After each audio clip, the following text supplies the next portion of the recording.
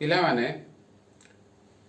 ତୁମ ସମସ୍ତଙ୍କୁ ସ୍ୱାଗତ ଜଣାଇ ଆଜିର ଏହି ପଞ୍ଚମ ଶ୍ରେଣୀ ବିଜ୍ଞାନ ବହିର ବିଷୟବସ୍ତୁ ସମସ୍ତେ ଏକାପରି ନୁହନ୍ତି ସେହି ବିଷୟରେ ଆମେ ଆଲୋଚନା କରିବା। ହେଲେ ପରିବେଶ ସହିତ ଖାପ ଖୁଆଇ ଚଳିବା ପାଇଁ ପ୍ରତ୍ୟେକ ଜାତିର ପ୍ରାଣୀ ଏବଂ ଉଦ୍ଭିଦମାନଙ୍କର କେତେକ ବିଶେଷ ଗୁଣ ଥାଏ। ବାସସ୍ଥାନ ଅନୁସାରେ ବିଶେଷ ଗୁଣଗୁଡ଼ିକ ପ୍ରଭେଦ ମଧ୍ୟ ହୁଏ। ହେଲେ ସେହିପରି ମାଛର ଏ ଜଳଚର ଜୀବ ମାଛର ବିଶେଷ ଗୁଣଗୁଡ଼ିକ ବିଷୟରେ ଆମେ ଆଜି କିଛି ଜାଣିବା। ତାର ଜଳରେ ରହିବା ପାଇଁ ସେ ଯେଉଁ ଗୁଣଗୁଡ଼ିକ ଉପଯୋଗୀ ସେଗୁଡ଼ିକ ଅଧିକ କିଛି ଆମେ ଜାଣିପାରିବା। ଯେମିତି ମରୁଭୂମିରେ ଓଟ ଯେଉଁ ରହୁଛି ତା ପାଖରେ ଯେଉଁ ଗୁଣ ଅଛି ତା ପାଇଁ ସେଇଟା ବିଶେଷ ଉପଯୋଗୀ ଅଟେ। ହେଲେ ଆମେ ଆଜି ଏ ଜଳଚର ମାଛ ତା ବିଷୟରେ କିଛି ଆମେ ଅଧିକ ଜାଣିବା। ଆଚ୍ଛା ପିଲାମାନେ, ତୁମେ ସମସ୍ତେ ମାଛ ତ ଦେଖିଛ, ପ୍ରତ୍ୟେକ ଘରେ ମାଛ ଆଣିଛ, ଖାଇବା ପାଇଁ ମଧ୍ୟ ଆଣିଛ ଏବଂ ଏଇ ମାଛ ସମ୍ବନ୍ଧରେ ତୁମକୁ ବିଶେଷ ଜଣାଅଛି। ହେଲେ ଏଇ ପାଣି ଭିତରେ ଥିବା ମାଛଟିକୁ ତୁମେ ଭଲ ଭାବରେ ଲକ୍ଷ୍ୟ କର ଯେ ଏ ପାଣି ଭିତରେ ଯେଉଁ ମାଛ ଗୁଡ଼ିକ ଚଳପ୍ରଚଳ ହେଉଛନ୍ତି ତାଙ୍କର ଗତିବିଧି ଗୁଡ଼ିକ ଲକ୍ଷ୍ୟ କଲେ ତାଙ୍କ ବିଷୟରେ ଅଧିକ କିଛି ଜାଣିପାରିବ। ଏବେ ଆସ ଏଇ ମାଛ ଗୁଡ଼ିକୁ ଆମେ ଦେଖିବା।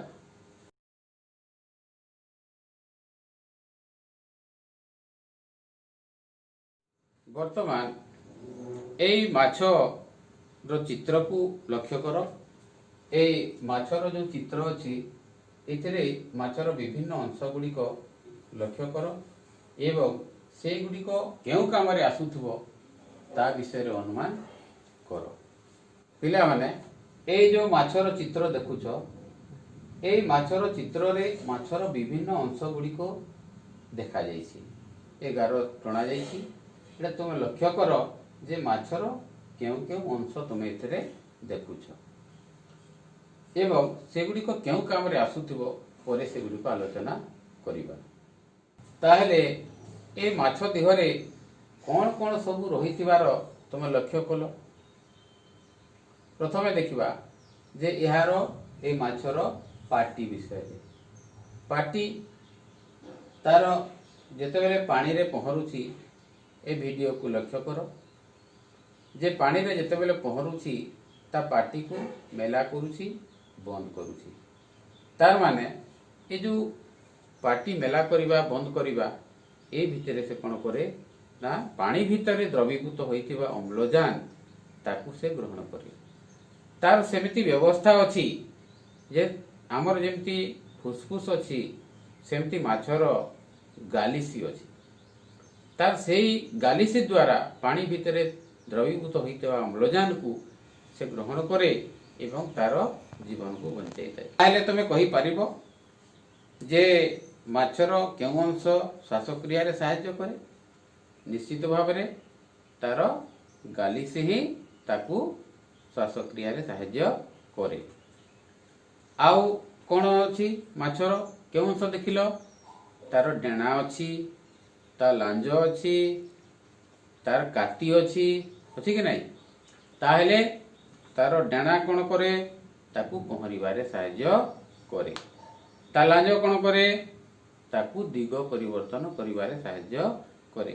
ଏ ଭିଡ଼ିଓରେ ଆମେ ଦେଖିବା କେମିତି ତାର ଲାଞ୍ଜ ଏବଂ ଡେଣା ଉଭୟ ତାକୁ ପହଁରିବାରେ ସାହାଯ୍ୟ କରୁଛି। ଆଉ କ'ଣ ଅଛି? କାତି ଅଛି। ତା ଦେହରେ କାତି ତାର ଆବରଣ ଭଳିଆ ତା ଦେହକୁ ସୁରକ୍ଷିତ ରଖିଥାଏ। ହେଲେ ଆମେ ମାଛର ବିଭିନ୍ନ ଅଂଶ ବିଷୟରେ ଆମେ ଜାଣିଲୁ ଯେ ତାର ଲାଞ୍ଜ ଏବଂ ତାର ଡେଣା ତାକୁ ପହଁରିବାରେ, ତାକୁ ଦିଗ ପରିବର୍ତ୍ତନ କରିବାରେ ସାହାଯ୍ୟ କରେ। ତାର କାତି ତାକୁ ସୁରକ୍ଷା ଦେଇଥାଏ। ତାର ଗାଲିସି ଶ୍ୱାସକ୍ରିୟାରେ ସାହାଯ୍ୟ କରେ। ଏହିପରି ଭାବରେ ମାଛର ବିଭିନ୍ନ ଅଂଶ ଗୁଡ଼ିକ ତାର पानी रे रहिबा पाई परिवेश रे उपयोगी हिसाब रे तार गठन ହେଇଛି।